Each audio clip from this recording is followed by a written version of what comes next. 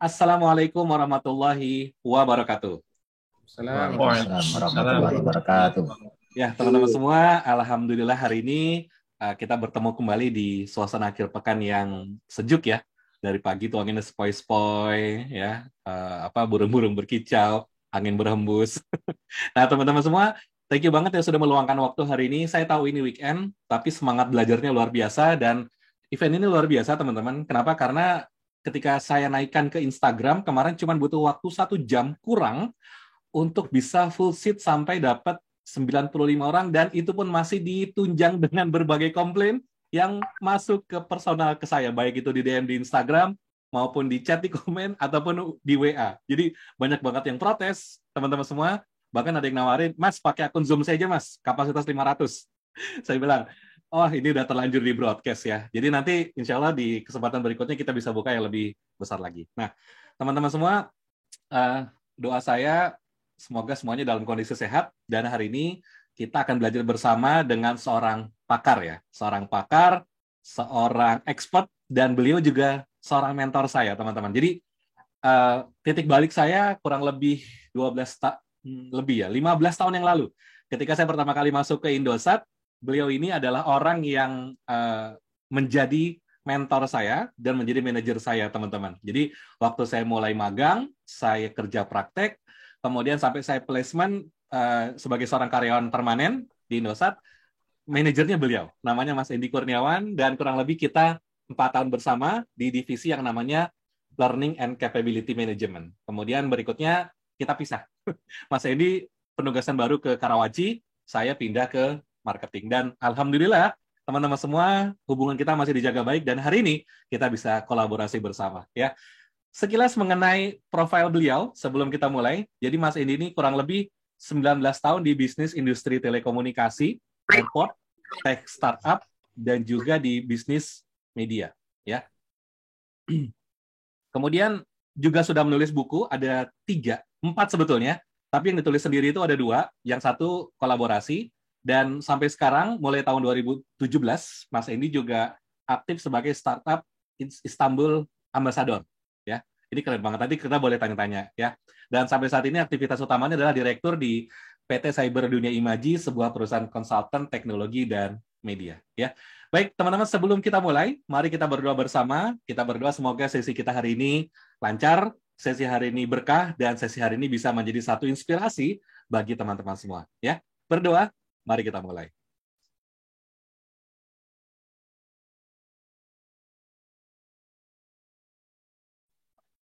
Amin, amin ya rabbal alamin.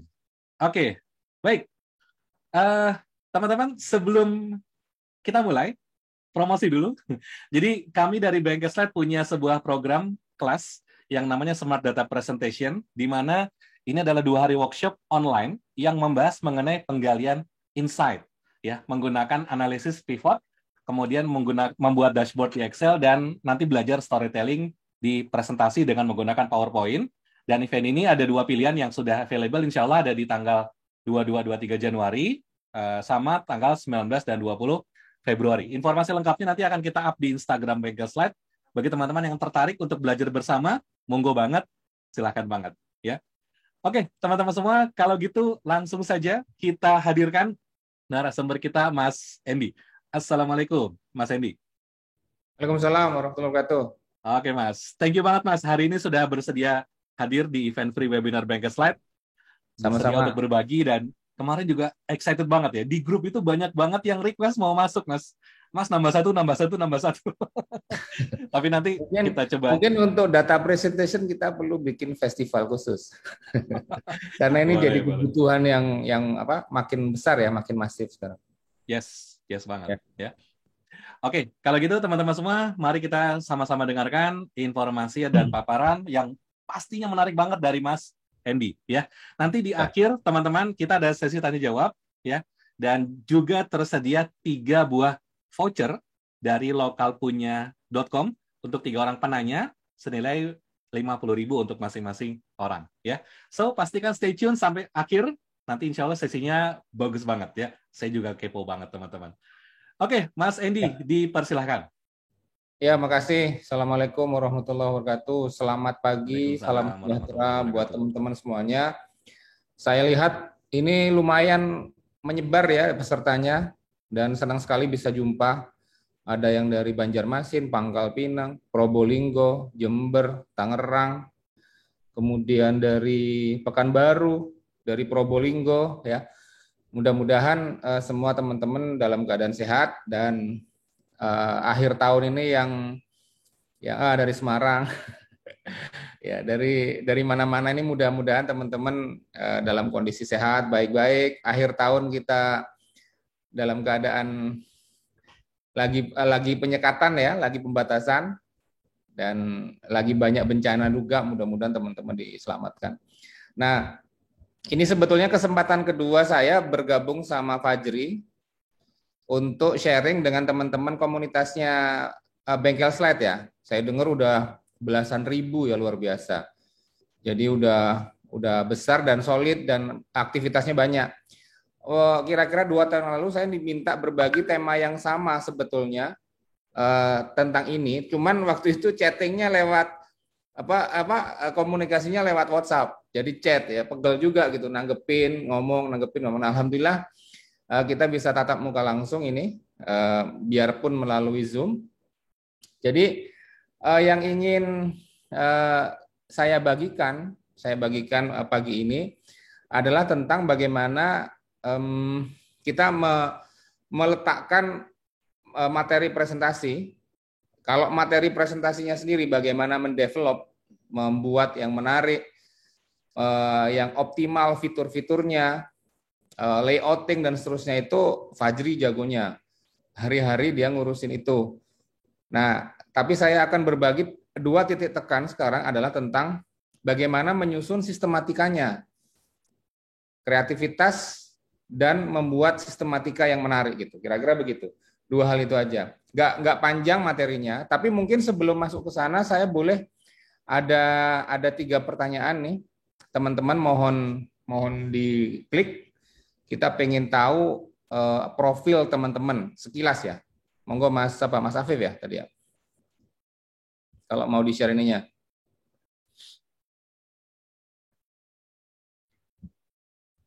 Nah, ini pertanyaan paling sederhana. Ini teman-teman, saya bantu ya, Mas Hendy ya. Jadi teman-teman semua silakan masuk, buka handphonenya atau browser baru boleh, masuk ke slido.com, slido.com, kemudian masukkan kata kuncinya itu adalah FWBS. Nah, silakan teman-teman, dicoba.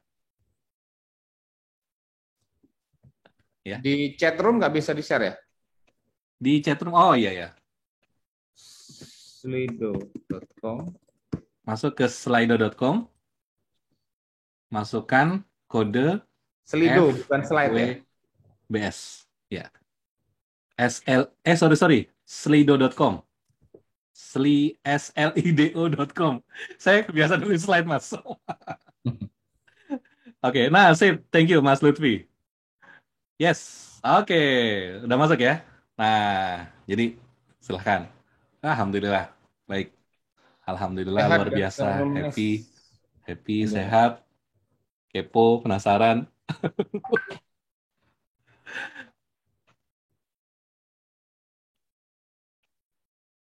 luar biasa. Alhamdulillah sehat. Ini semakin besar, berarti semakin banyak yang nulis nih, Mas. Berarti peserta hari ini alhamdulillah banyak yang luar biasa. Dari 55 baru 25 yang mengisi. 27. Ya. Kalau ada kata-kata luar biasa ini kayak seminar motivasi. Apa kabarnya? Luar biasa.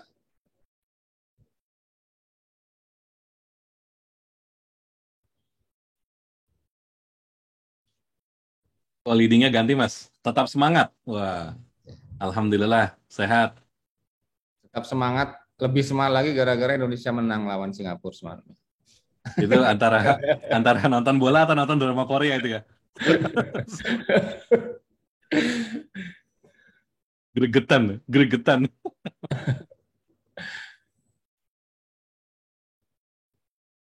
Ya, hampir semua sudah.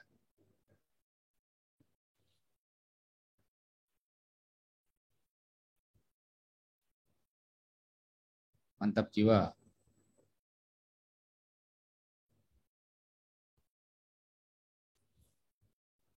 Ya, kita bisa geser mungkin. Dianggap sudah mewakili nih, 45, 47 dari 55. Oke.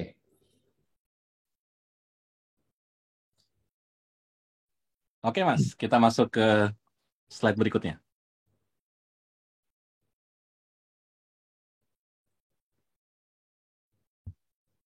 Jadi kita survei nih. Teman-teman biasanya pakai presentasi untuk apa nih? Bikin proposal, meyakinkan prospek, bikin untuk ngisi training atau seminar, atau lainnya? Oh, ternyata nomor satu masih proposal nih. Mungkin kalau dibikin laporan, itu jadi nomor satu, Mas. Iya. Bikin laporan. Laporan Oke, kerja oh, ke atasan. 42% leading ya. Jadi banyak pengguna untuk di kantor nih.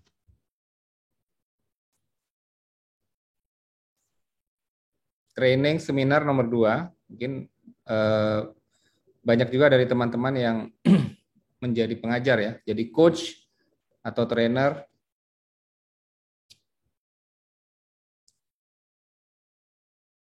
Ya. Paling besar 44% proposal kerja ya. Oke. Ya, ini membantu kita nanti memberikan contoh dan titik tekan materi ya. Mudah-mudahan nanti bisa seperti yang teman-teman harapkan.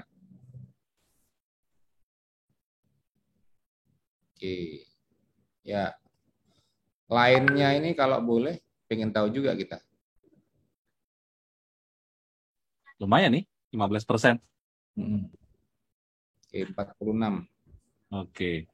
Serta Lanjut. sekarang 48. Lanjut. Oke. Ke pertanyaan ketiga. Oke, silakan. Teman-teman yang ini boleh lebih dari satu ya. Jadi nggak harus jawabnya satu pertanyaan, tapi bisa lebih dari satu. Silakan, teman-teman.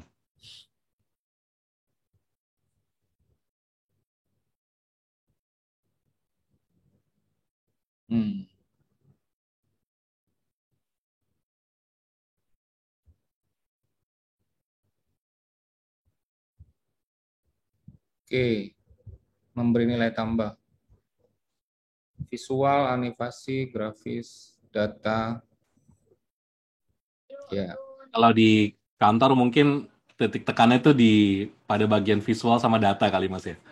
Ya. Banyak harus bikin laporan, data, background gitu kan biasanya. Number speaks kalau ke atas kan. Mana angkanya gitu. Iya. Dan paling gampang tinggal copy paste dari tampilan Excel. Akhirnya orang pusing baca Excel. Padahal bosnya mau di highlight aja gitu. Nggak usah tampilan detail gitu-gitu ya. Itu tantangan berikutnya itu, olah data itu dari PR-nya materi Fajri berikutnya itu, yang data presentation itu. Ya. Nomor 2, merancang alur. Nah ini memang bikin storytelling ya. Menjahit ya. Bagian menjahit ya Mas ya. Membuat alurnya supaya menarik, supaya orang betah. Oke. Pemanfaatan fitur. Oh berarti ini teman-teman udah jago semua nih PowerPoint-nya. Mungkin udah sering ikut kelasnya Fajri mungkin. Udah menguasai basic feature-nya sehingga dia bisa merancang PowerPoint yang menarik. Kepercayaan diri ya, memang kepercayaan diri ini aspek yang paling paling personal ya. Kalau yang atas kan aspek teknikal. Ya. Oke, cukup mungkin ya. Oke. Jadi kita sudah dapat profil rekan-rekan kira-kira. Jadi ada 2 hal yang terutama tertinggi tadi, yaitu yang pertama adalah kaitannya dengan memberikan nilai tambah pada presentasi, ya, memberikan nilai tambah pada presentasi. Kemudian yang nomor 2 adalah menyusun sistematika. Nah, yang kedua tadi profil teman-teman adalah paling banyak adalah untuk meyakinkan atasan, direksi dan seterusnya kaitannya untuk dipaparkan kepada di kantor ya, mungkin bayangan saya di kantor itu nanti. Dan untuk kaitannya sama startup, untuk khususnya ya biasanya mencari partner dan investor itu ada di poin 2. Nah, teman-teman sekalian, Jadi memang materi ini yang akan kita bagikan pada pagi ini memang basisnya adalah bagaimana kita menyusun sebuah bahan. Kita sebut biasanya kalau di dunia startup kan disebut deck ya. Materi presentasi disebut deck. Nah, kemudian ketika kita memaparkan itu session itu disebut pitch deck. Jadi bagaimana mempengaruhi orang dengan bahan yang kita punya. Nah, ini memang menggunakan sistematika itu, tapi teman-teman bisa sesuaikan dengan kebutuhan tadi. Misalnya mempropos sebuah ide atau program atau proposal ke atasan misalnya. Silakan aja di-adjust ya. Saya akan tampilkan nanti juga beberapa contoh. Saya akan tampilkan juga ada 2 sistematika. Tadi kan ada kalau nggak salah peringkat 2 dari yang teman-teman jadi hambatan ketika menyusun deck atau presentasi adalah sistematika. Nah, sistematika ini sebetulnya sudah ada standarnya. Teman-teman tinggal ikuti aja. Ikut flow itu, ikut alur itu. Nggak usah mereka-reka ya, nggak usah mengarang-arang. Jadi nanti fokus teman-teman adalah membuat konten yang bagus sesuai flow itu. Ya gitu ya. Jadi ini pertama yang perlu kita pahami adalah memang bahan ini adalah bahan standar ketika kita presentasi untuk startup. Biasanya ketika mempropos ide kita untuk mencari startup investor atau startup partner. Jadi angle-nya itu dulu, nanti teman-teman bisa sesuaikan. Dan ini saya kemas sesingkat mungkin, seringkas mungkin, harapannya nanti teman-teman kita jumpa lagi, nanti kita bisa elaborasi ya. Elaborasi bagaimana menyusun yang keren, yang serius. Syukur-syukur teman-teman sudah balik ke meja kerja sendiri atau ke meja startupnya, kemudian nyusun, lalu kita review bareng-bareng ya. Jadi semacam kayak coaching klinik gitu. Nah harapannya begitu. Makanya kita susun sesingkat mungkin, seringkas mungkin. Ya biar nggak terlalu berat hari Minggu ini. Jadi kita pakai materi-materi yang ringan dulu. Saya mau share materinya ya. Ini beberapa nanti akan saya berikan contoh. Ini kalau materinya nggak sekeren punyanya Fajri ya. Kalau Fajri kan, ini terima kasih sebentar, saya balik ke atas. Kalau Fajri kan keren. Kemudian Fajri itu mazhabnya kan mazhab Microsoft PowerPoint. Kalau saya mazhabnya Keynote di Mac ya. Ya, tapi dari sisi fitur dasar nggak jauh beda. Saya nyaman dengan Mac. Itu meskipun kalau ketemu sama Fajri, wah PowerPoint sekarang udah canggih, ya benar juga. Itu ada juga yang nyaman dengan PowerPoint, ada yang nyaman dengan Keynote ya. Kita menghargai pilihan masing-masing. Jadi ini kira-kira judulnya. Jadi kita bagaimana menyusun pitch deck atau paparan atau materi presentasi itu menurut sistematika dan memberikan sentuhan kreativitas. Oke, kita ke struktur materinya ya. Jadi cuman ada beberapa aja, sebetulnya 4 poin aja. Nanti elaborasi itu akan kita perbanyak dengan tanya jawab. Jadi pertama, kita bagaimana melakukan analisis audiens dan tujuan presentasi itu. Karena audiens yang berbeda, kebutuhannya beda. Itu sebabnya kami tanyakan tadi, teman-teman ini presentasi biasanya untuk siapa, gitu, atau untuk tujuan apa. Kemudian yang kedua, bagaimana menyusun outstanding presentation. Jadi ada 3 elemen nanti, tapi 1 elemen saya sisakan itu nanti akan diperdalam oleh Fajri ya, karena skillnya di situ. Saya akan fokus membahas yang 2. Kemudian yang ketiga, struktur pitch deck. Ini ada saya berikan nanti 2 contoh ya. Banyak variasi strukturnya atau sistematika pitch deck-nya saya sampaikan 2. Dari yang paling enteng ada yang agak berat sampai kalau teman-teman misalnya punya startup kemudian mau di go public-kan di bursa saham, itu IPO atau initial public offering itu punya requirement atau sistematika sendiri yang lebih detail. Itu nanti advance aja lah gitu. Kemudian yang keempat, beberapa tontonan penunjang saya akan share. Linknya saja nanti teman-teman bisa nonton. Kemudian kita diskusi nanti.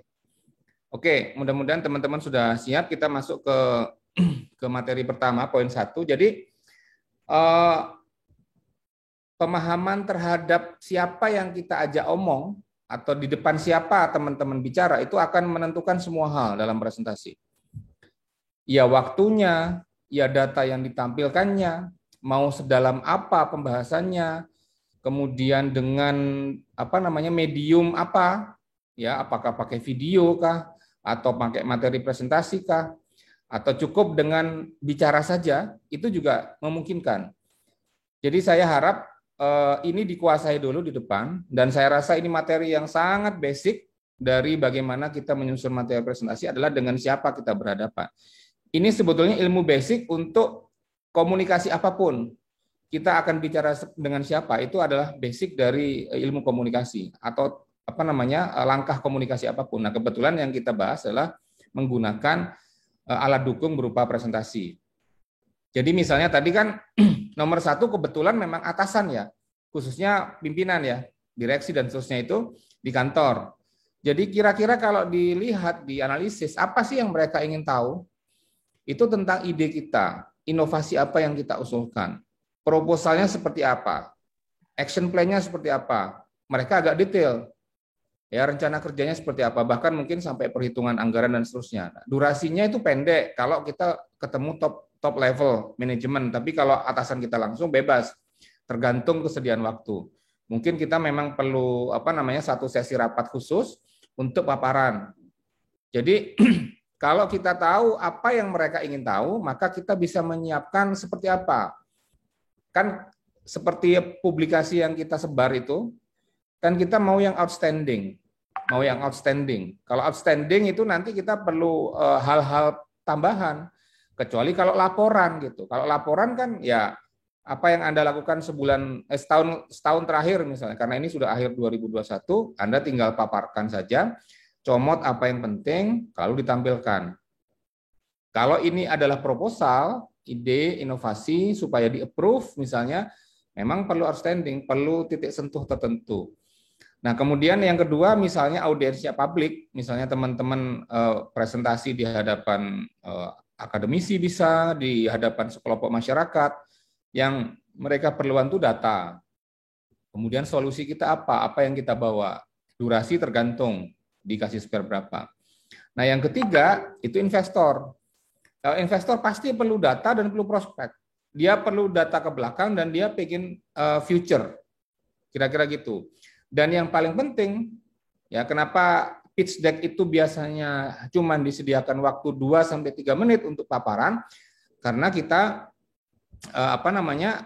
paham para investor ini biasanya cuma punya sedikit waktu.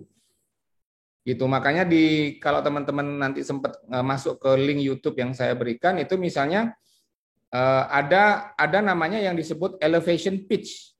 Elevation pitch itu adalah paparan kita kepada calon investor atau calon partner yang disampaikan itu dari lantai 1 sampai lantai 30 gitu kira-kira. Makanya disebut elevation.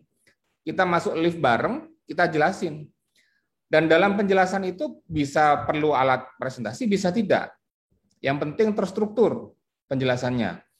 Jadi disebut elevation pitch karena di dalam pemaparan itu waktunya pendek gitu. Jadi bayangkan misalnya teman-teman datang ke sebuah gedung gitu ya, di Jakarta misalnya, terus dalam lift itu tahu-tahu kita masuk bareng Elon Musk misalnya gitu ya. Misalnya pendirinya Tesla lagi ada di Jakarta atau SpaceX ada di Jakarta, kita pengen jelasin ke dia bahwa kita punya sebuah konsep bisnis yang berkaitan dengan renewable energy misalnya, energi terbarukan. Dalam waktu 2-3 menit, kita masuk dalam lift, kita kan perlu ngomong sama dia. Nah, dalam waktu 2-3 menit itu kita harus bisa menyampaikan semua pesan terkait ide bisnis kita. Nah, itu yang disebut sebagai elevation pitch gitu. Nah, itu titik tekannya adalah sedikit waktu. Durasinya sangat pendek. Saya cuma perlu 2 menit menjelasin kamu punya apa gitu. Kira-kira begitu. Ya, ini kalau kaitannya sama investor. Ya, kemudian kalau yang keempat, saya lihat juga beberapa teman-teman ada yang pemilik usaha ya, pemilik kursus, ada pemilik hijab kalau nggak salah. Ini kaitannya dengan prospek, bisa klien, bisa calon partner, gitu ya.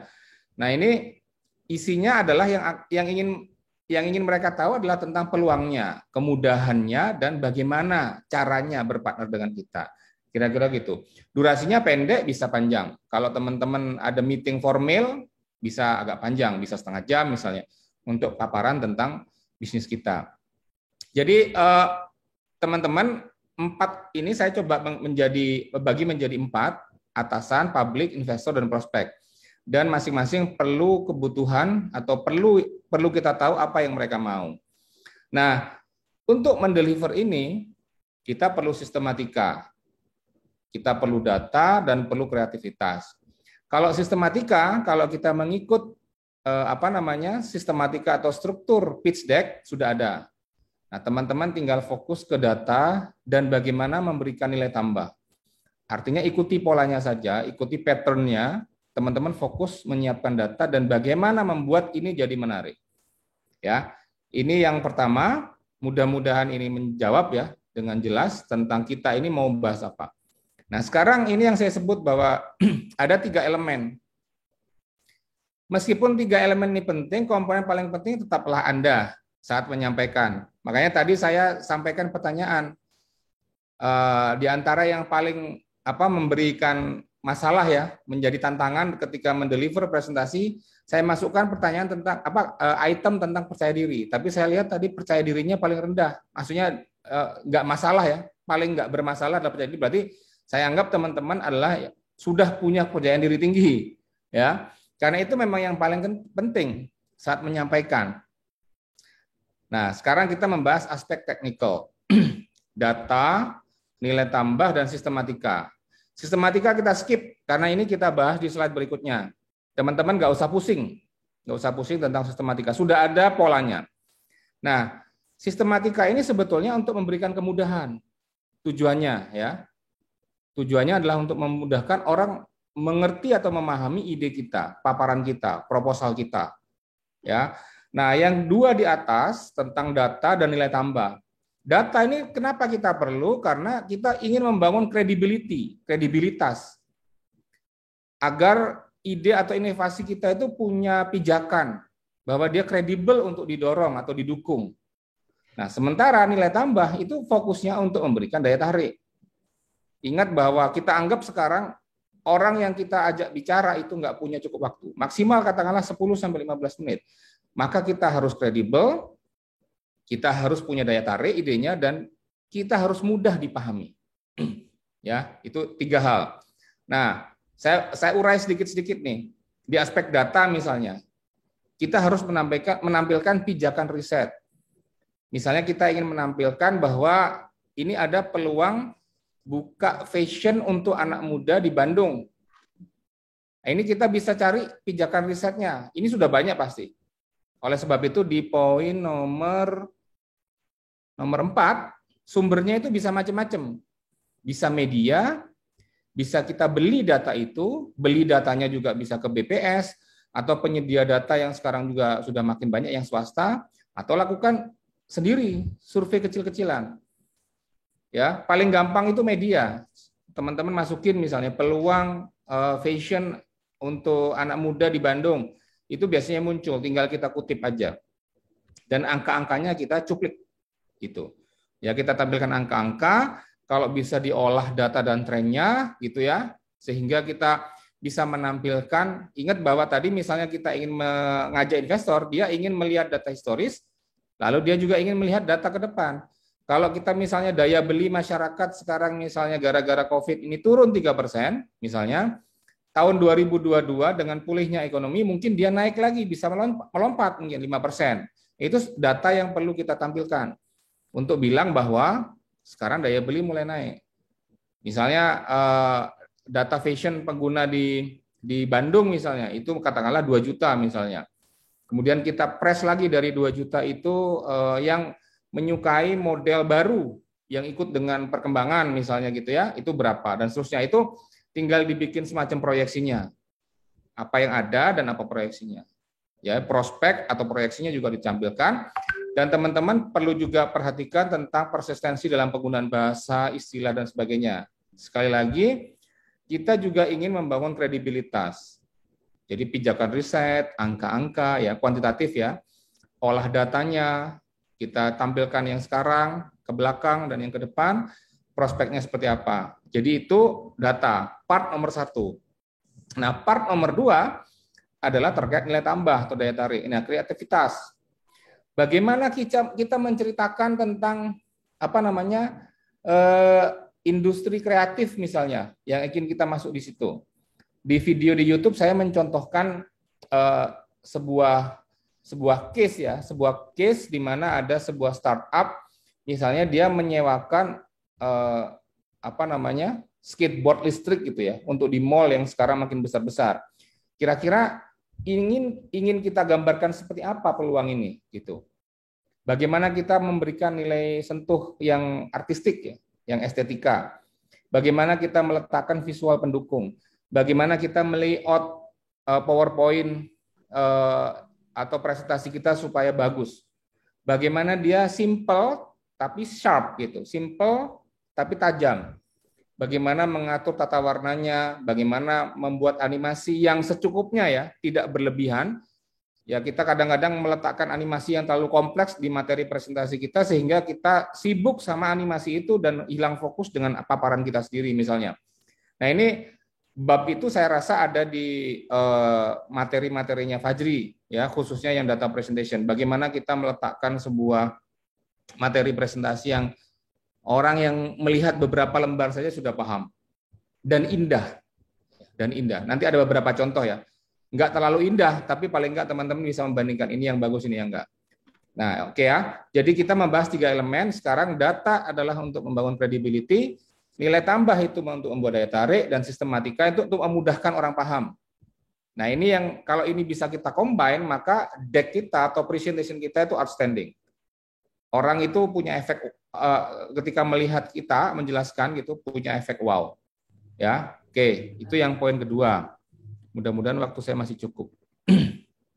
Nah, sistematika kita ikut ini aja. Jadi struktur penyajian tergantung pada standar atau permintaan. Ada beberapa yang wajib tampil. Kalau teman-teman lihat yang kiri, itu teman-teman sudah pasti tahu tentang Sequoia Capital ya. Venture capital besar yang punya andil cukup banyak di beberapa startup di Indonesia, bahkan sampai ke level unicorn. Jadi dia mensyaratkan kalau kalian mau presentasi kepada saya, kalian harus tampilkan itu. Company purpose, problem apa yang Anda ingin pecahkan, lalu solusinya seperti apa, kemudian why now, kenapa ini harus sekarang, urgensinya apa, kemudian market size-nya seperti apa, kompetisinya seperti apa, produk Anda itu perlu dideskripsikan seperti apa, kemudian bisnis modelnya seperti apa, tim Anda siapa saja, dan finansial. Yang saya centrang-centrang itu ada kesamaan dengan yang kanan. Jadi kita bisa anggap bahwa 5 aspek yang saya centrang di standar Sequoia itu adalah sama dengan yang kanan. Kalau yang kanan, ini pengalaman pribadi saya. Karena beberapa kali pernah diminta presentasi untuk sebuah venture capital di Amerika, pernah juga di Turki, pernah juga dari Jepang. Maka saya menggunakan yang 8 item itu. Ya, saya mencoba mendeskripsikan supaya teman-teman paham. Kalau nggak paham, kurang paham lagi nanti bisa ke YouTube. Kalau di YouTube itu saya lengkapi juga dengan contoh-contoh. Jadi misalnya, yang orang pengen dengar pertama tentang ide Anda, ini nggak hanya tentang startup ya, termasuk buat proposal ke atasan, atau juga proposal kepada calon partner. Ya, misalnya teman-teman nyari agen atau reseller, kira-kira yang ingin mereka dengar pertama itu adalah jelaskan bisnis ini atau ide ini atau inovasi ini dalam sebuah kalimat singkat. Nah, kalimat singkat itu bisa berisi tentang keunikan dan perbedaan. Saya tekankan unik dan beda itu penting. Jadi kalau teman-teman punya ide, kemudian ide-ide itu ditaruh di rak gitu, ide Anda dan ide teman-teman Anda ditaruh di rak, orang itu akan mencari yang beda, bukan yang sama. Ya, harus punya keunikan. Uniknya bisa dari tagline-nya, bisa dari model bisnisnya, bisa dari brand-nya atau logonya, bebas ya. Penting unik. Yang kedua, inovasi Anda apa? Kemudian yang C, solusinya. Sebetulnya sama yang dengan yang kiri, solution. Kalau Anda melihat ada masalah A, Anda kasih solusi apa? Gitu, kira-kira begitu ya. Kemudian yang nomor 2, total addressable market, potensi pasar yang mungkin dilayani atau populasi yang akan Anda layani. Ini bisa sekali lagi balik ke slide berikutnya, slide yang sebelumnya tentang data. Anda bisa beli, bisa searching, bisa googling, bisa lakukan riset sendiri. Ya, saya kebetulan sekarang sedang membantu sebuah startup untuk mendeteksi kanker payudara. Untuk menentukan gambar dan bahasa yang digunakan dalam startup itu, dalam aplikasi itu, kita melakukan survei kepada dokter dan kepada penderita kanker payudara. Itu kita jadikan dasar, ya. Itu salah satu caranya. Dan sekarang udah gampang banget ya, pakai Google Form aja simple kalau kita mau bikin data riset kecil. Kemudian yang ketiga, kompetitor, siapa aja yang sudah ada di pasar dan bedanya Anda itu apa gitu. Ya, kita harus searching nih, nomor 3, kompetitor. Kemudian pelanggan spesifik Anda siapa? Siapa pengguna awal? Ya, misalnya pengguna awal itu kayak dulu Facebook ya. Facebook ini kan pengguna awalnya itu dalam satu kampus yang punya si Mark Zuckerberg kuliah itu kan. Kemudian baru dia berkembang ke kampus-kampus lain dan kemudian mendunia. Kalau di luar biasanya ditanya betul itu, obsesi Anda apa? Obsesi tertinggi Anda itu apa? Memang ditanya betul. Jadi kita harus punya visi yang panjang tentang apa yang akan kita kembangkan ya. Jadi pelanggan spesifik itu early user, kemudian expanded user, ya kelompok lebih besar dari pengguna, kemudian yang paling besar ingin Anda raih itu apa? Misalnya pelanggan di Asia Pasifik misalnya begitu. Atau saya propose ini karena ingin merangkul para wanita penyintas kanker payudara yang jumlahnya puluhan juta di Asia Pasifik misalnya begitu ya. Kemudian nomor 5, marketing and growth strategy. Ini perlu kita cantumkan. Apa yang ingin kita lakukan untuk membangun awareness sampai mereka use atau membeli atau menggunakan, sampai mereka membeli ulang, sampai dia merekomendasikan. Ya, meskipun nggak terlalu serumit itu. Kemudian kita kalau mau pakai iklan sosial media, kita mau pakai apa? Kemudian above the line-nya gimana? Below the line-nya misalnya bagaimana? Ya. Ya, nomor 5. Nomor 6, indikator kunci keberhasilannya. Oh, ini berhasil kalau penggunanya segini. Atau ini berhasil kalau sekian juta transaksi dalam 1 bulannya. Misalnya begitu. Nomor 7, model bisnisnya, sumber pendapatan dan apa caranya. Nah, ini agak teknis ya, saya mencoba merangkum menjadi 13 model bisnis, dan itu teman-teman bisa lihat di YouTube, saya buat dalam 2 seri. Itu kalau kita baca di bukunya itu sebetulnya model bisnis itu ada 25. Saya peres jadi 13 saja. Teman-teman tinggal pilih yang mana. Kemudian yang 8, dana. Nah, ini seperti yang kiri kan finansial ya, dana. Dana ini apa Anda sudah habis berapa, dari mana uangnya, dan kira-kira butuh berapa setelah ini. Jadi itu 8 sistematika. Mudah-mudahan nggak pusing ya, pusing nggak? Pusing biasanya kalau di depan. Tapi setelah ini beres, saya kasih kotak warna merah di kanan bawah itu, bahwa kalau kita sudah selesaikan ini, hal yang agak berat ini ya, ini akan memudahkan dalam menyusun banyak aset dalam bentuk lain. Aset itu misalnya teman-teman punya ide untuk membuat bisnis tadi, misalnya untuk hijab misalnya, kemampuan kita menyusun 8 item ini, itu bisa kemudian teman-teman pakai berikutnya untuk bikin company profile, bisa bikin video profile, bisa untuk bikin press release, dan seterusnya. Akan memudahkan, dipakai selamanya ibaratnya ya. Ya kira-kira gitu. Jadi ini penting, sulit, ya bukan sulit ya, menantang, menghabiskan banyak waktu, tapi ini akan membantu dalam banyak hal setelahnya. Termasuk beriklan di mana, positioning brand identity kita seperti apa dan seterusnya, ini bisa dipakai. Ya, ini sistematika pitch deck, bisa pakai yang kiri, bisa pakai yang kotak kanan. Ada beberapa yang lain variasinya, tapi kira-kira kandungannya seperti ini. Jadi hal-hal ini adalah hal-hal yang paling utama teman-teman sajikan karena ini yang paling dibutuhkan. Apakah ini hanya untuk investor? Enggak. Kalau teman-teman propose ke atasan, direksi misalnya, atau ke calon partner, ya kira-kira ini juga yang dibutuhkan oleh mereka. Ya, itu yang ketiga. Kemudian ini yang terakhir, karena waktu saya nggak panjang, sebetulnya ini udah lewat kayaknya. Jadi ada beberapa tontonan penunjang teman-teman kalau nonton di YouTube, saya bikin ada playlist yang isinya tentang startup dan digital. Yang pertama itu 3 hal untuk memulai startup, ada mengenal model bisnis dalam startup 1 dan 2. Kemudian yang keempat itu yang paling bawah itu bagaimana kita dalam waktu singkat meyakinkan investor. Saya berikan beberapa contoh di situ agak detail juga tentang saat saya presentasi untuk investor di luar negeri. Jadi teman-teman nggak harus sekompleks itu, tapi itu kira-kira bisa jadi acuan, termasuk tampilan presentasinya. Nah, saya rasa itu dulu untuk materi dari saya. Mudah-mudahan memberi gambaran. Kalau teman-teman makin bingung, bagus, artinya kita bisa diskusi. Saya kembalikan kepada Fajri. Terima kasih. Sementara, Assalamualaikum warahmatullahi wabarakatuh. Waalaikumsalam warahmatullahi wabarakatuh. Keren ini teman-teman. Kita kasih aplaus dulu untuk Mas Andy, teman-teman. Keren ya. Siapa yang senang? Saya senang banget teman-teman.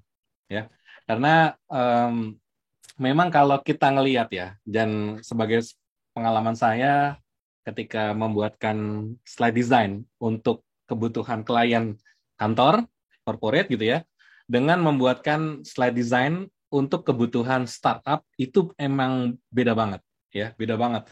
Tone-nya, pace-nya juga beda teman-teman yang ada kaitan dengan investor needs di pekerjaan juga pasti akan berasa sekali sangat berbeda kebutuhannya antara slide hari-hari sama slide yang ada kaitan sama investor teman-teman. Dan ini kayaknya nggak cukup ya Mas dibikin sesi 1 kali ya.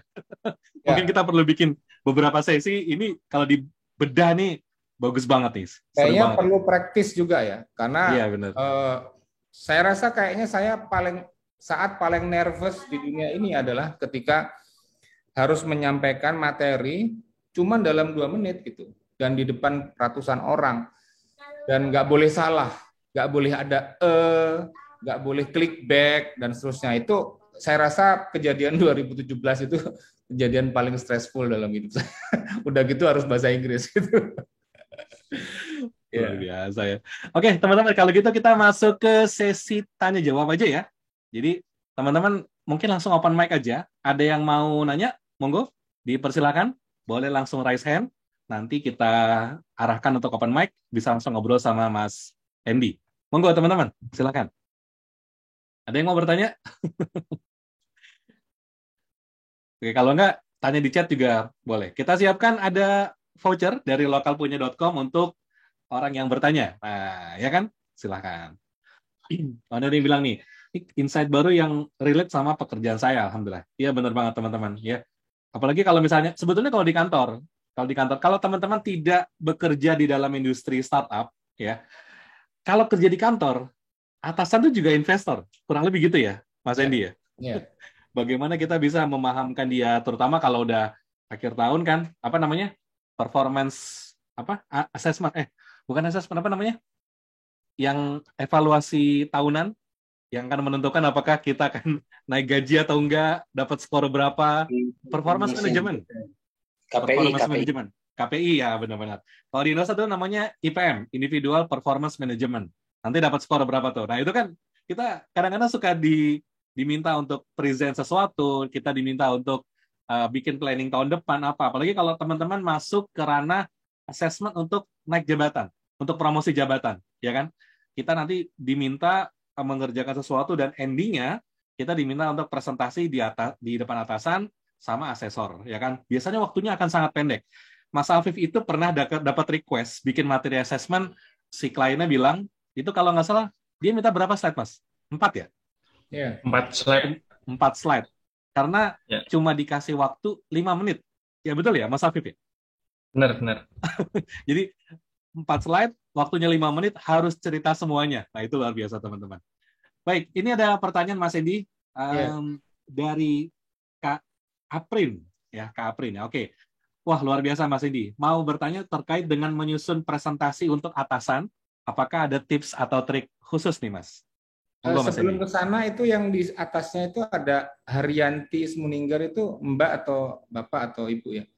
Ini saya pengen tahu yang relate sama beberapa pekerjaan saya itu, kalau boleh tahu apa pekerjaannya atau aktivitasnya? Oh, Mbak Haryanti nih. Mbak Haryanti, bisa open mic? Bisa, sudah masuk suara saya? Oke, masuk Mbak. Aman? Ya. Ya, Assalamualaikum. Terima kasih Mas Fajri dan Waalaikumsalam. Mas Endi.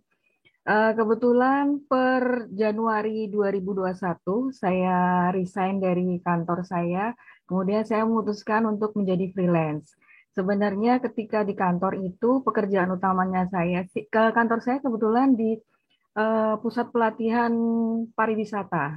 Jadi semua hal tentang pariwisata, baik apa namanya stakeholder pariwisata, baik hotel, restoran dan lain-lain itu masuk pelatihannya di tempat saya. Nah, kebetulan saya jabatan terakhir saya di korporat digital marketing karena kebetulan ada saya di eh, apa di pelatihannya, kemudian ada di sertifikasi usaha dan sertifikasi profesinya. Jadi saya pegang sosmednya untuk tiga lembaga itu. Ya, Nah, kemudian, nah kalau apa namanya kerjaan saya sih sebenarnya penulis dan lebih konsentrasinya di copywriting-nya.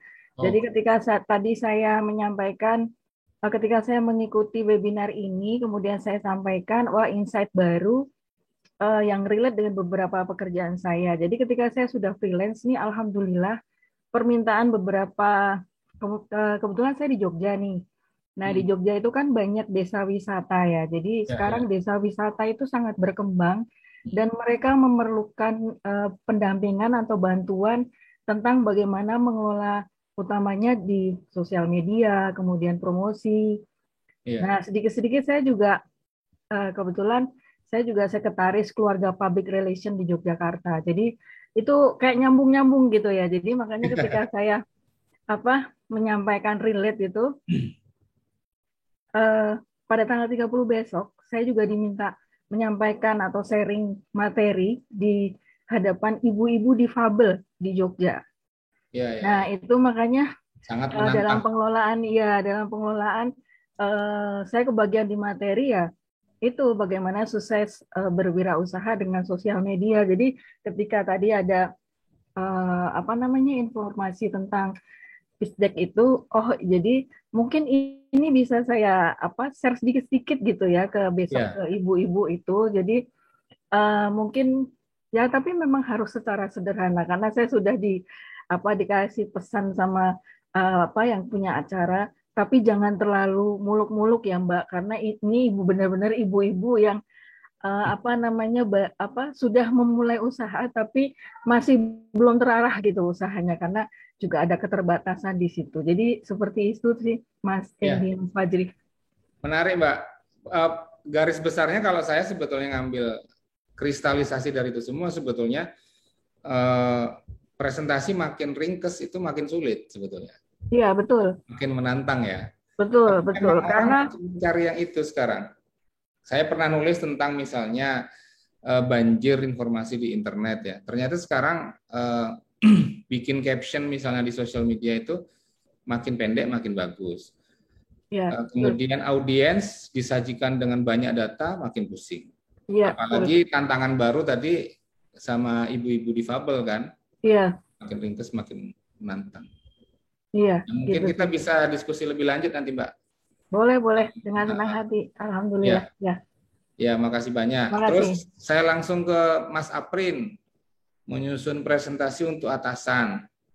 Nah, kalau apa namanya? Yang paling penting kan kita paham atasan tuh maunya gimana ya, gitu. Jadi atasan ada yang ingin kompleks gitu materi presentasinya. Satu, ada yang ingin simple. Kemudian kita juga harus pahami tujuan presentasi kita ke atasan itu apa. Misalnya dia sedang menimbang-nimbang beberapa alternatif strategi. Ya, berarti kan tujuan kita perlu tanya ke dia, Pak, ini untuk apa? Untuk apa?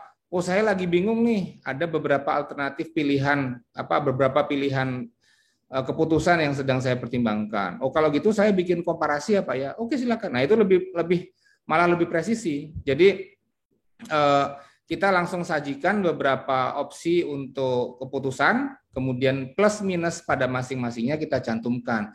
Nah, biasanya kalau untuk keperluan seperti ini, dia lebih singkat, lebih bagus. Jadi satu lembar saja yang menggambarkan semua. Tapi sekali lagi, balik ke statement saya sama Mbak Haryanti tadi itu juga, membuat sesuatu yang simpel itu bukan gampang gitu. Meletakkan banyak informasi ke dalam satu lembar itu nggak gampang. Nah, nanti itu mungkin Fajri bisa elaborasi itu. Jadi faktanya adalah kalau bikin laporan berbuih-buih malah bagus, tapi untuk mengambil keputusan itu biasanya lebih simpel, lebih bagus. Ya kita kalau kita bikin laporan ke atasan atau paparan ke atasan kan dia selalu minta satu lembar yang namanya executive summary. Executive summary itu 5 poin aja yang menggambarkan isi semuanya. Yang kalau dia nggak bisa mempelajari semuanya, 5 poin itu sudah menggambarkan isi. Kira-kira gitu. Jadi saran saya adalah ketahui Mas Aprin lebih tahu tentang BOS itu seperti apa. Yang kedua, presentasi saya ini untuk apa? Kalau dia perlu kajian mendalam, saya ada alternatif A, coba Anda kaji. Nah, berarti kita hanya menyorot satu alternatif itu lalu dikaji mendalam. Tapi kalau dia meminta pertimbangan untuk beberapa, makin simpel slide-nya, lalu kita sajikan plus dan minus untuk masing-masing, itu lebih mudahkan dia. Kira-kira gitu. Oke, Mas. Kita langsung ke Langsung pertanyaan aja. berikutnya. Pertanyaan ketiga dari Mas Zaki. Iya. Bagaimana itu oke. Bagaimana memastikan hal tersebut sharp menurut pengalamannya Cak Endi? Wah, sama-sama ini nih, Mas. Satu daerah kayaknya. Ya, jadi kalau mau sharp, biasanya kita harus didukung data. Ya, harus didukung data. Dan kalau kita didukung data itu enaknya, artinya kuantitatif ya, itu kita bisa langsung punya solusi. Khususnya kalau ke atasan. Kalau A ini begini impact-nya Pak, kalau B impact-nya begini. Jadi Bapak pilih B saja. Kira-kira begitu. Jadi untuk menuju sharp memang kita perlu pijakan data sebisa mungkin. Dan sekarang udah banjir data ya, teman-teman juga harus memanfaatkan itu sebagai alat untuk meningkatkan kapasitas diri. Kira-kira gitu. Jadi sharp itu didukung data. Nomor berikutnya Aminullah. Pekerjaan saya sebagai salesman di penerbit. Nah, saya pengen tanya, kira-kira orang yang menikmati komunikasi atau lawan bicaranya Mas Aminullah siapa? Apakah dia publik atau bos di kantor atau calon partner atau distributor lain misalnya begitu kira-kira? Bisa dijawab Mas Aminullah, kalau ini lebih bisa presisi jawaban saya. Ini lebih ke pemegang kepentingan sih Pak di salah satu daerah gitu. Oh, Oke. Kan pekerjaan saya ini adalah seorang salesman penerbit di salah satu daerah di Sulawesi Barat. Dan saya promosikan produk itu ke sekolah-sekolah. Jadi tepatnya sasaran saya ini adalah dinas terkait untuk mengintervensi turun sekolah, Pak. Kira-kira begitu. Jadi produknya Mas Aminullah adalah buku, produk Pak. Buku. Iya, Pak. Buku sekolah, Pak. Buku sekolah ya? Iya. Oh, kalau produknya adalah dagangan kita, apa yang kita presentasikan adalah dagangan kita, berarti ini cukup menampilkan profil dari perusahaan kita. Jadi misalnya dia punya berapa jenis buku, kemudian yang kedua mengangkat kelebihan buku saya apa, atau bahan terbitan saya itu apa, terus mungkin kelebihan-kelebihan lain misalnya soal pembayaran dan seterusnya. Ini lebih ke seperti bikin company profile. Siapa? Company profile. Kira-kira begitu. Jadi yang diangkat ya kelebihan, kemudian bagaimana bertransaksi dengan kami, terus biasanya juga menampilkan siapa user kami sebelum ini yang sudah menggunakan jasa kami dan seterusnya. Lebih ke situ. Terima kasih Pak Andi. Iya, sama-sama. Alhamdulillah. Monggo, Mas Fajri mungkin ada yang lain. Oke, sip. Oh ada, tadi ada yang mau nanya? Open mic ini? Oh enggak. Lanjut ya. Oke, baik. Ini dari Mas Dananjaya nih. Wah, ini Mas, bos baruku bule. Senangnya dia dengan one page slide, ya kan? Tapi di situ minta semuanya masuk. Minta agar semuanya masuk, tipsnya gimana supaya bisa paham, padat, tapi lebih enak dan dibaca gitu. Ya, itu memang karakteristik bule begitu. Jadi memang dia pengen karena dia sangat kuantitatif, yang ingin dia lihat hanya angka-angka. Nah, pertanyaan berikutnya adalah angka apa yang dia mau. Jadi mencoba memeras menjadi beberapa indikator saja itu tantangan berikutnya, ya. Dan itu sebetulnya kembali lagi ke pemahaman kita terhadap apa yang dia mau. Dia minta satu slide, kemudian kita tanya, yang kita perlukan angka dicantumkan di sana apa, Pak? Biasanya trend sales-nya seperti apa? Kemudian revenue, misalnya begitu. Teman-teman lebih lebih paham kira-kira apa yang layak ditampilkan, gitu. Jadi ada baiknya dikomunikasikan, karena justru makin banyak data itu kita harus makin presisi, gitu. Nah, untuk menuangkannya ke dalam satu slide, itu Fajri yang lebih jago. Ya, kita pendekatannya infografis. Kalau saya boleh nampilkan ya, ini ada beberapa contoh ya. Ini ada beberapa yang Fajri juga contribute untuk mendefine. Sorry, saya stop share dulu. Maaf. Oke, sambil nunggu. Oh, udah ada ketemu, Mas. Udah tampil belum? Belum. Udah nih ya. Ini udah tampil? Belum. Nih. Nah, oke, udah kelihatan. Ini misalnya bercerita tentang prospek. Kalau ini tujuannya nyari partner, yang kedua nyari investor. Jadi waktu itu kita pernah sebelum terjadi COVID membuat semacam platform yang do it yourself untuk perjalanan haji dan umroh. Sekarang mati suri karena regulasi belum memungkinkan, tapi dia tetap ada. Jadi misalnya yang ingin kita tampilkan, misalnya yang pertama adalah bahwa setelah COVID-19 itu akan ada perilaku bepergian yang baru. Nah, kenapa ini penting? Slide ini sebetulnya ingin menyampaikan bahwa kenapa ini akan jadi prospektif di tahun 2022 dan seterusnya. Ya, jadi yang lalu itu seperti apa, ketika sebelum COVID itu seperti apa, dan setelah COVID itu akan ada tren baru yang membuat ini punya peluang. Nah, kemudian,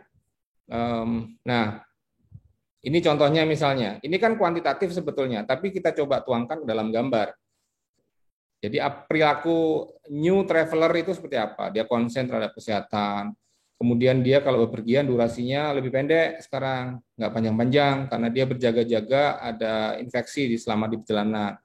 Kemudian dia sebisa mungkin pakai interaksi transaksi yang minimal. Kemudian dia pergi dalam grup-grup kecil, nggak mau dalam satu bus besar gitu, nggak mau ya.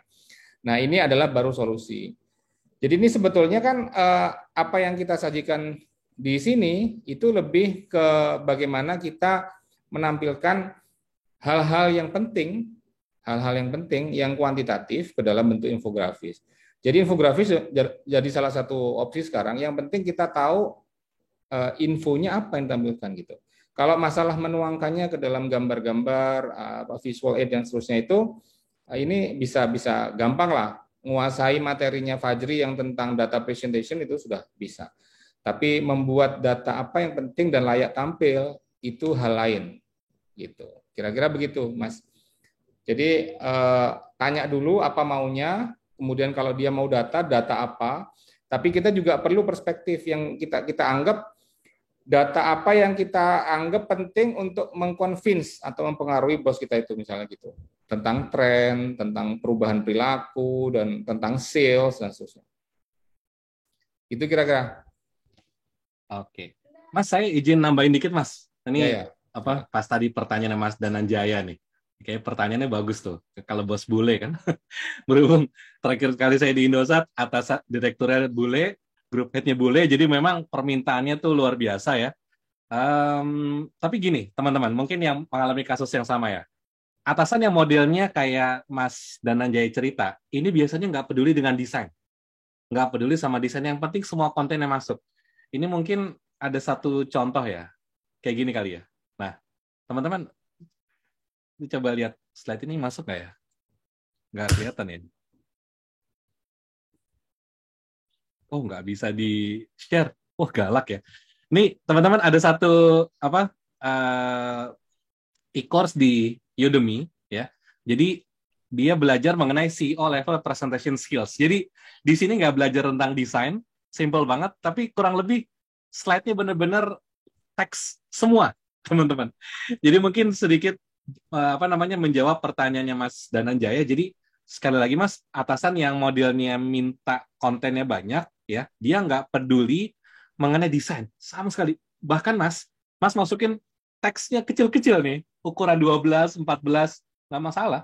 Yang penting dalam satu slide, ibaratnya gini, contoh ya, bayangannya gini, kita mau mengupdate dia mengenai kondisi, dan dia nggak mau baca slide banyak-banyak, dia mau baca satu slide aja, di mana dengan satu slide itu dia paham mengenai kondisi terbaru, sehingga kalau dia ditanya lagi sama atasannya, dia bisa menjelaskan. Gitu aja udah. Simple seperti itu. Jadi kalau kita ngelihat, tampilannya kok nggak enak ya?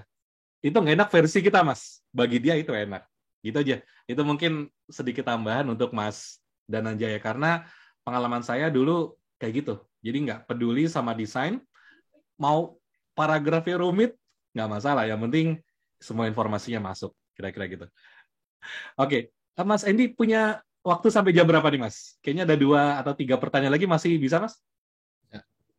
Masih ya? Nah, Oke. sampai jam 11:30 boleh. Setengah 12 ya? Oke, sip. Baik, kita tanya lagi nih. Berikutnya dari Mas Denny tadi udah. Oke. Nah, ini dari Mas Hafiz nih. Oke. Mas, ada beberapa tentang sistematika pitch deck. Ada beberapa poin. Tadi ada apa yang versi Sequoia sama versi pengalaman pribadi Mas Endi ya. Iya. Tapi kan waktunya sangat pendek. Katakanlah elevator pitch ya, itu cuma 2-3 menit. Apakah bisa beberapa poin itu dijadikan satu, di merge gitu ya? Mungkin satu slide, 2 atau 3 poin sekaligus, kemudian bagaimana mengelola informasinya supaya tidak bertumpuk-tumpuk. Nih, Ya. monggo Mas Endi. Hari ini. Dan teman-teman sekali lagi, performance utama yang orang pengen lihat adalah kita sebagai penyampai. Ya, dalam pengalaman pribadi saya, apa yang tertampil di slide presentasi itu boleh rumit dan boleh kompleks. Dan memang seperti Mas Hafiz bilang, banyak informasi itu sebisa mungkin tertampil dalam satu slide. Jadi misalnya trend sales, tren minat masyarakat, misalnya inflasi, dampak setelah COVID itu memang sebaiknya tertampil dalam satu slide. Tetapi apa yang kita omong itu nggak perlu baca, Mas. Jadi jangan diurai satu-satu. Kita lihat data inflasi, kita lihat data minat masyarakat, kita lihat daya beli turun dan seterusnya. Nggak perlu. Kita harus punya kicking information yang kira-kira merangkum itu semua. Ya, yang kira-kira merangkum itu semua. Jadi contoh misalnya saya tampilkan lagi nih. Ketika saya presentasi ini, saya nggak perlu baca satu-satu, Mas. Gitu. Sebentar ya. Contoh misalnya, ini ya, contohnya kita share tentang lokal punya. Kalau teman-teman lihat tadi di struktur pertama, sistematika pertama, nomor 1 adalah describe your business in one sentence. Apa itu lokal punya misalnya? Lokal punya adalah warung online, marketplace, tempat produk lo daftarkan, dipromosikan, dipasarkan. Stop, itu cuma perlu 10 detik tuh. Nggak sampai bahkan untuk 15 menit. Tapi begitu kita masuk ke angka, ini kan nggak mungkin kita baca satu persatu. Kita nggak usah Cina sebesar ini, United States sebesar ini, nggak usah. Kita langsung garis bawahnya Indonesia. Dan apa makna angka ini? Langsung gitu aja. Jadi mari kita lihat data perkembangan marketplace di dunia, bla bla bla bla bla bla bla. Yang menarik adalah kita bilang begitu. Indonesia senilai 38 million US dollar, misalnya begitu. Dan ini potensi yang besar dan menurut data Bank Indonesia ini juga bertumbuh. That's all. Jadi kita harus menggunakan diri kita ini sebagai center of information meskipun ini datanya tertampil. Yang penting yang dari kita itu kickingnya. Apa poin utama yang kita tampilkan di slide ini. Jadi jangan dibaca satu persatu. Nah, mengenai ini memang kita harus punya skill, ya layouting, tata letaknya, kemudian mungkin kalau ini terlalu rumit ditampilkan dalam satu slide, ya mungkin Indonesianya saja dan seterusnya. Nah, ini misalnya data Kominfo, 59,2 juta UMKM di Indonesia dan seterusnya. Ini ketika ditampilkan nggak perlu kita baca semua. Highlight aja satu informasi yang ingin kita tekankan, bahwa angka yang sudah go digital itu sangat rendah. Kan poin kita itu sebetulnya. Maka kami hadir untuk membantu UMKM untuk go online. Kira-kira gitu. Ini peluang dan seterusnya. Jadi poinnya itu, Mas. Informasi boleh detail, tapi kalau itu keperluannya disampaikan, nggak perlu dibaca semuanya. Kita pilih kira-kira satu sentence yang paling penting untuk orang dengar di slide itu. Dan sekali lagi ini perlu latihan. Apalagi di 2 menit itu, Mas. Itu perlu 2 bulan, Mas, latihannya, Mas. Direvisi. Kita kadang-kadang memang perlu mentor. Gitu. Di-review, perbaiki, nggak usah tampilkan ini, itu. Jadi, usul saya begitu, Mas. Jadi sebisa mungkin memang dikompres. Dan agak berserak, nggak apa-apa data. Apalagi tadi usernya bule yang memang suka angka-angka, tapi ketika mendeliver nggak usah dijelaskan one by one. Itu kita jelaskan aja kicking words-nya apa satu yang paling penting dari slide itu. Itu kita harus rencanakan. Gitu kira-kira. Oke, sip. Emang harus latihan ya? Iya. Jadi kalau di apa tuh namanya, Mas? Kalau di startup yang diterap lagi. Apa istilahnya? Inkubator ya? Inkubasi. Itu memang ada satu sesi sendiri untuk di drill ya. Ada. Berkali-kali timer, strike mulai, present, strike selesai, kelamaan, ganti. Iya. Stres tuh teman-teman. Kalau kayak gitu, kita biasa present pelan-pelan, ya kan, sambil ngelihat. Itu kalau ngelihat contoh di mana di YouTube tuh kan ada beberapa contoh investor presentation gitu ya. Itu benar-benar udah ngomong di luar kepala tuh. Jadi bahkan ada satu saya nonton, Mas, itu yang dia play bukan slide presentasi atau keynote ya, tapi video. Jadi dia udah menyesuaikan, karena kan kalau video kan lebih dinamis ya teman-teman ya, pergerakannya bikin kayak motion effect gitu ya. Nah dia di timing bisa pas gitu, itu gokil banget ya. Iya. Oke. Nah mungkin ini satu lagi nih Mas Endi nih, dari Mas Jumadis. Mohon izin bertanya, pada halaman sistematika pitch deck yang 8 poin, bagaimana cara meringkas untuk membuat executive summary. Nah, mungkin ini dibawa ke depan ya, Mas Endi ya? Iya. Jadi nanti berhubungan dengan yang saya sampaikan tadi tuh. Ketika kita menyampaikan slide nomor 1, sebetulnya poin paling penting dari slide itu adalah ini, gitu ya. Nah, ininya itu yang ditaruh di highlight-nya. Dan kalau teman-teman sudah punya logika atau punya alur pikir seperti ini, tadi misalnya Mbak Haryanti itu, karena dia juga seorang scriptwriter atau content writer, itu biasanya sistematika berpikirnya sudah begitu, sudah ngalir. Nah itu lebih enak gitu, lebih enak dipahami. Kayak saya juga agak terbantu karena saya nulis beberapa buku. Jadi sistematika itu kita buat sedemikian rupa sehingga orang kalau baca itu gampang paham. Nah, kalau untuk keperluan executive summary, ya contoh ya, saya kasih contoh lagi nih biar gampang.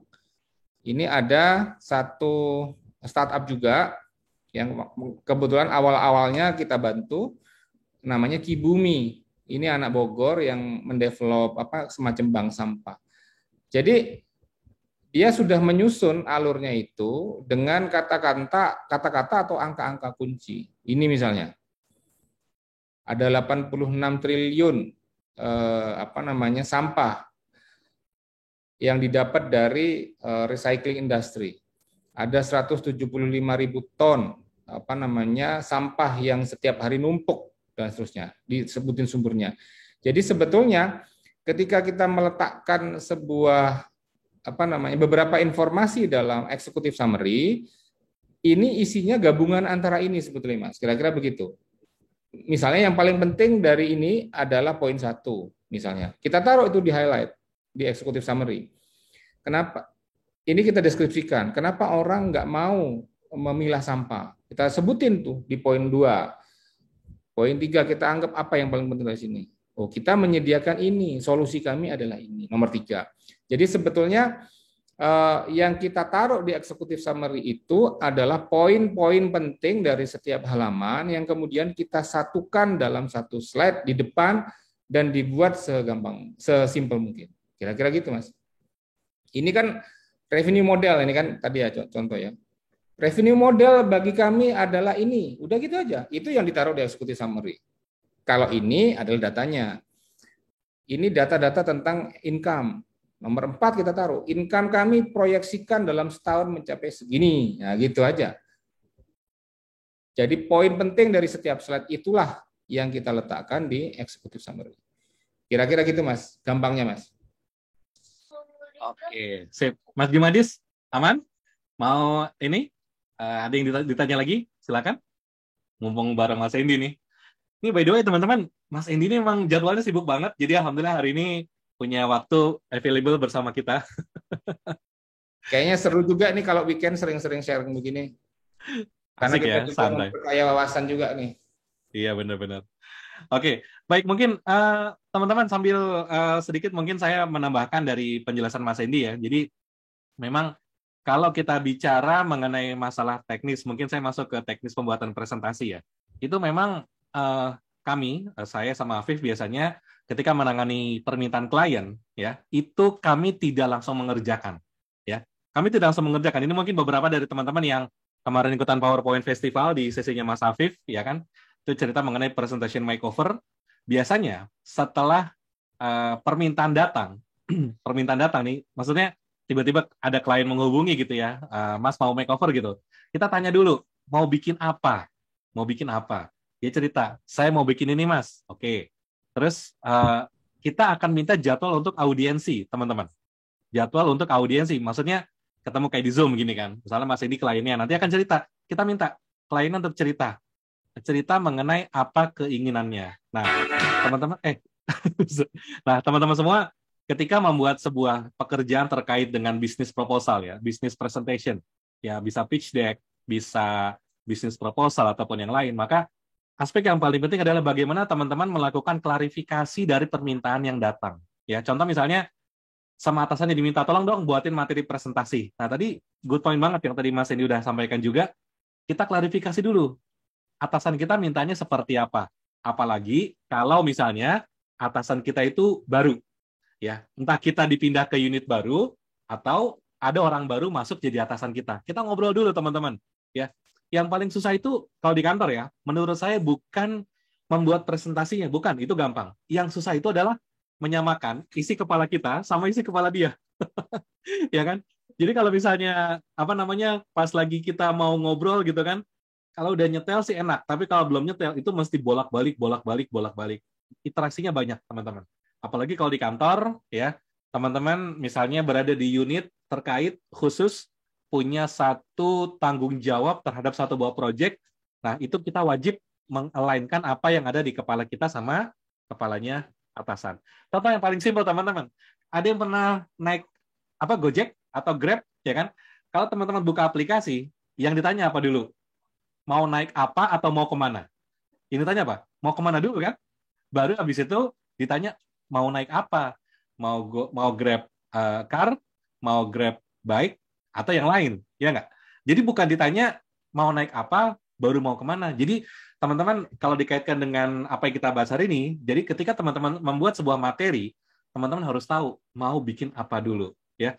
Kalau misalnya dalam data presentation, teman-teman harus tahu siapa nih audiensnya, apakah mereka berada di high level management position, di mana mereka punya waktu yang sangat singkat, sedangkan kita harus juga menampilkan key point-nya saja, atau mereka berada di middle management atau operation level, di mana mereka tidak butuh highlight, tapi justru mereka butuh breakdown.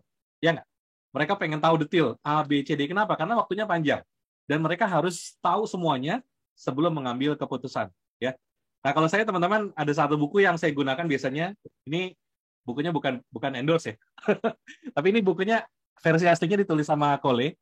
Saya juga punya versi bahasa Inggris. Tapi kalau teman-teman kesulitan yang bahasa Inggris, ini bagus buat jadi basic ya, mengenai data presentation, bagaimana kita bisa membangun satu cerita atau storytelling ketika berhadapan dengan data. Kenapa sih teman-teman kita harus membangun sebuah cerita? Karena cerita itu enak untuk dinikmati. Semua orang suka mendengarkan cerita, ya. Masalahnya tidak semua orang itu pinter untuk bercerita. Oke, teman-teman, ada lagi yang mau bertanya? Kita masih punya waktu sekitar 5 menit. Silakan. Jadi happy banget, alhamdulillah hari ini saya bisa menghadirkan mentor saya juga nih, Mas Endi Kurniawan. Nanti mungkin kita bisa bikin sesi lebih panjang nih, Mas. Kayaknya lebih seru nih. Oh, teman-teman, ini mungkin gini. Kalau ada yang mau apa namanya baca buku yang fundamental mengenai pola pikir, saya rekomen bukunya siapa? Start with Why, Simon Sinek. Nah, itu bagus banget, teman-teman. Kenapa bagus? Karena ketika kita masuk ke industri startup, katakanlah yang kita bahas startup ya, ini apa namanya, teman-teman harus tahu why-nya, ya kan? Jadi waktu itu gini, saya ada cerita agak unik nih. Saya waktu itu ngisi di satu apa namanya inkubasi bisnis gitu ya. Terus ini masih di sesi awal banget. Terus jadi si peserta ini ternyata punya, saya kan nanya, ada yang mau jadi volunteer di sini? Saya mau tanya-tanyain, ada nih satu orang. Saya mau, Mas, gitu kan. Oke, kita tanya jawab ya. Ya, Mas, bisnisnya apa? Mau bikin apa gitu kan? Dia bilang, saya mau bikin sistem peminjaman atau support finansial. Oke, di daerah mana, Mas? Waktu itu di daerah Kalimantan Tengah, kalau saya nggak salah lokasinya. Oke, usahanya apa? Dia basisnya itu kelapa sawit di sana. Oke, nah dari kelapa sawit itu pertanyaan mulai simpel nih. Jadi pertanyaan saya gini, ada kompetitor nggak? Ada. Banyak nggak? Banyak. Oke, sekarang kenapa saya harus support atau saya harus pinjam di tempatnya Mas? Ya kan? Teman-teman tahu jawabannya? Dia bilang gini, karena harga saya murah. Ya kan? Terus saya tanya lagi, emang berapa marginnya compare ke yang lain? Ya sebetulnya nggak murah-murah banget sih. Nah berarti kan udah itu tereliminir tuh. Kata-kata murah tuh enggak juga. Kita tanya jawab teman-teman, tanya jawab terus sampai akhirnya dia nyerah dan akhirnya dia bilang gini, gini Mas, karena saya orang baik. Nah itu apa namanya? Itu hal-hal kayak gitu yang tidak mudah ya. Jadi ketika kita punya satu ide, kadang-kadang kita kepikiran nih, bikin ini bagus ya gitu. Sewa ojek payung bagus ya gitu. Tapi teman-teman tahukah bahwa kita bisa beli payung dengan mudah, gitu kan? Walaupun kita punya usaha atau ide membuat ojek payung karena sekarang musim hujan, tapi ide itu tidak akan jalan. Kenapa? Karena orang bisa dengan mudah beli payung. Gitu kira-kira. Jadi memang challenge banget bagi teman-teman semua, baik yang berkaitan dengan pekerjaan sehari-hari, terkait dengan bisnis, presentasi, ataupun terkait dengan pekerjaan berhubungan dengan investor, kemampuan membuat pitch deck yang bagus itu akan sangat membantu. Dan tadi saya setuju banget sama Mas Endi yang beliau bilang, kalau kita bisa menuangkan informasi bisnis kita dalam pitch deck, ya, maka itu akan jadi satu skill untuk menjahit, ya, dan itu akan kepakai banget dalam dunia bisnis, apapun yang dijalankan, ya. Jadi teman-teman semua, ini menarik banget dan ini ada satu pertanyaan nih, oke, dari Mbak Sofia. Nah ini nih, ini Mas Endi mungkin pertanyaan terakhir sebelum kita closing hari ini. Mas mau tanya, ini bagaimana mempresentasikan SWOT analisis. Nah, ini mungkin juga banyak juga ya dibahas di startups. Oke, boleh Mas Endi mungkin? Jadi yang kan kita ketemu banyak presentasi SWOT itu ya kotak gitu aja ya. Kotak gitu aja, strength, weakness, opportunities sama threats gitu ya.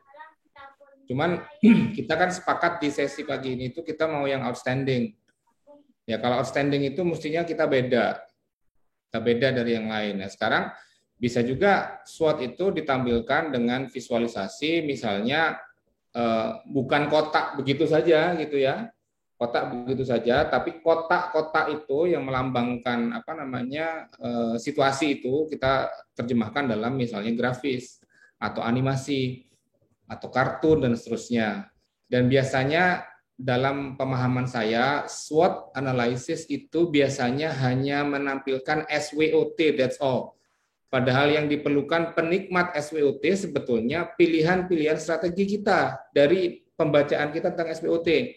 Jadi saran saya SWOT sebelah kiri, Tapi jangan gampang-gampangan pakai 4 kotak itu, pakai aja simbol-simbol gitu. Misalnya strength itu ganti tangan orang begini, misalnya ya. Ini contoh gampang.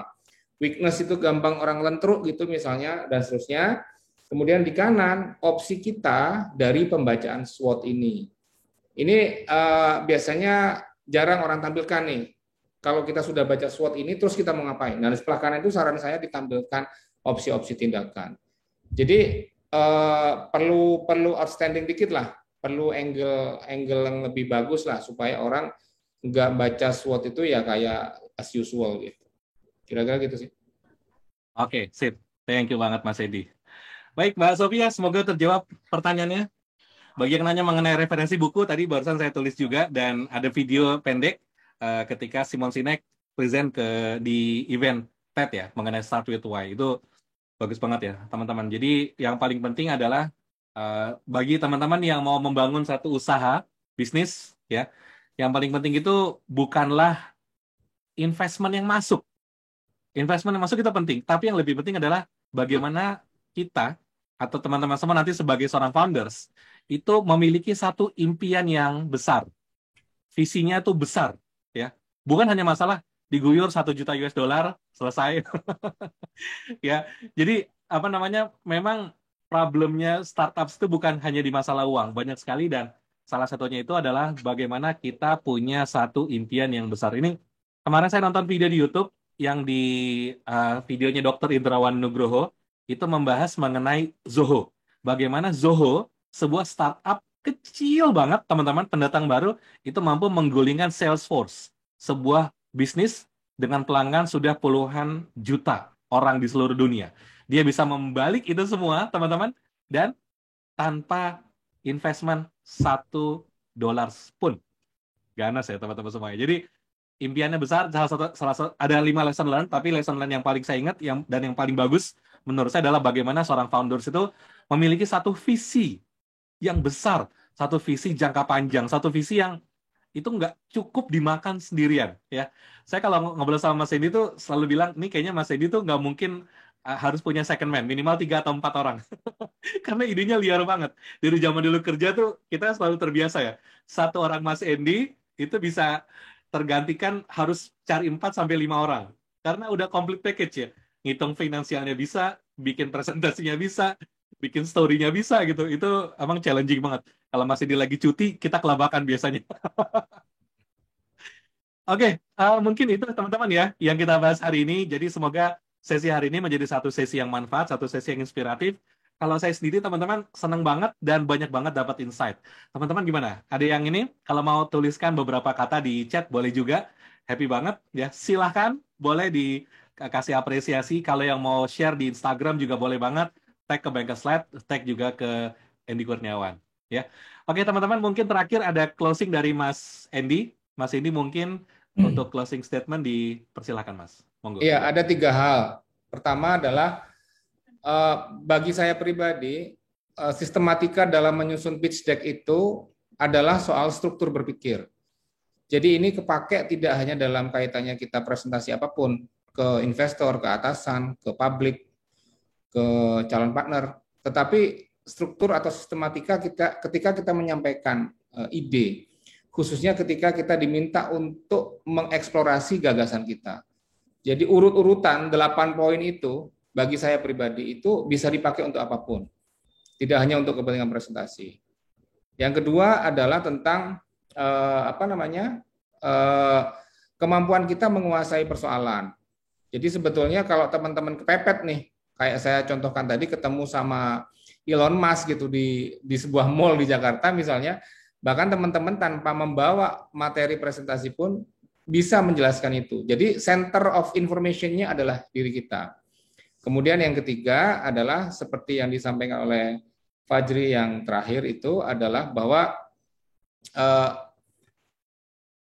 kita perlu mempunyai nilai tambah dalam memvisualisasikan ide. Jadi presentasi adalah jalan kita menyusun, memvisualisasikan ide. Kalau teorinya Steve Jobs dulu tuh, kita kenapa FGD ya, focus group discussion itu nggak bisa jalan karena sebetulnya masyarakat itu perlu dibimbing untuk tahu apa yang dia mau. Sementara kalau dia diminta melakukan FGD itu biasanya dia blur. Jadi kita perlu datang dengan beberapa solusi gitu. Jadi visualisasi ide ini salah satunya. Jadi kalau teman-teman punya apapun itu bisnis kah, mau menjalankan startup dan seterusnya, skill untuk memvisualisasikan ya, memvisualisasikan ide itu punya nilai tambah yang besar. Saya rasa gitu dari saya. Terima kasih atas partisipasi teman-teman, seru ya. Mungkin waktunya nggak cukup, tapi mudah-mudahan ini jadi alasan kita untuk ketemu lagi nanti. Amin. Oke, baik. Terima kasih banyak Mas Endi. Kita kasih aplaus sekali lagi untuk Mas Endi Kurniawan. Alhamdulillah. Oke. Baik, teman-teman semua, terima kasih banyak sudah hadir di sesi hari ini. Ya, mungkin insya Allah nanti kita coba. Ini peminatnya banyak banget. Barusan sampai sesi ini berjalan masih banyak banget yang japri, masih pengen ikutan. Kita share di YouTube aja. Nanti insya Allah record dari kegiatan juga akan kita up di YouTube, di Bengkel Slide, dan juga di Endi Kurniawan. Jadi teman-teman yang tidak hadir bisa ngelihat lagi, dan saya pikir banyak banget yang tertarik untuk belajar lebih lanjut, terutama mengurai di 8 item tadi. Nanti coba kita diskusikan lagi sama Mas Endi. Semoga kita bisa cari waktu kalau kita mau breakdown atau kita bedah satu persatu, karena itu butuh praktis banget ya. Kalau teman-teman ikut inkubasi atau inkubator untuk rintisan atau startup, itu berasa banget ya. Bagaimana pressure itu dibangun, bagaimana kita harus bisa bicara dengan sangat jelas ya, menguasai apa yang kita mau present, menguasai bisnis kita, termasuk nanti kalau ada pertanyaan-pertanyaan yang sifatnya agak menjebak dari investor, teman-teman ya. Banyak sekali study case yang seru-seru banget. Ya, oke lah kalau gitu teman-teman, kita insya Allah kita akhiri webinar kita di sini. Ya, saya ucapkan sekali lagi terima kasih kepada teman-teman semua, kepada Mas Endi Kurniawan yang udah hadir. Thank you banget Mas, semoga sudah berbagi. Salam sehat dan sukses selalu. Salam untuk keluarga dan semoga semakin barokah dan semoga bisa kolaborasi lagi di waktu berikutnya. Oke. Oke Mas, sip. Baik, untuk teman-teman semua yang sudah hadir, saya juga mengucapkan terima kasih ya. Kalau ada salah-salah kata selama pelaksanaan, kami mohon maaf ya. Jika ada kata-kata yang kasar, kami juga mohon maaf karena sejatinya kami adalah makhluk yang kasar, bukan makhluk halus. Oke, kalau ada sumber dadang, boleh kami menumpang mandi. Kalau ada umur kami panjang, kapan-kapan saya numpang mandi lagi. Terima kasih teman-teman semua. Wassalamualaikum warahmatullahi wabarakatuh.